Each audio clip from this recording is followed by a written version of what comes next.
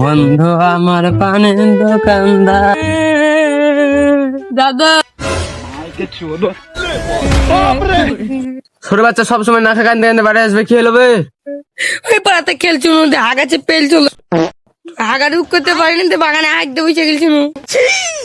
হচ্ছে পুকুরে তুলে বম ফেলেছে, পুকুরের চামড়ে পিঠে গেছে। আমাকে বম কিনে দেয়, আমিও বম চাইলে সালার পুকুরিতে ভরি দেবো। বম কিনে দেয়। কালি তো ছোট বাচ্চা তোকে 200 টাকার বম কিনে দুনবে।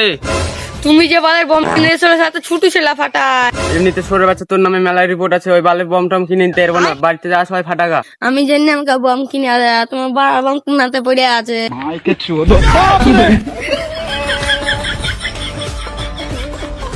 এই ছোট বাচ্চা গেলে আর পারা গেল না।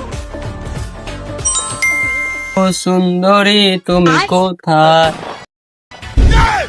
আবে তুই গ্যাস লাগুন যাচ্ছিস বে?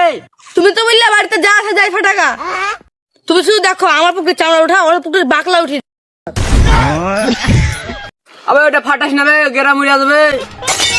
গেরা ওর পুরো মাংস উড়িয়ে দেবো।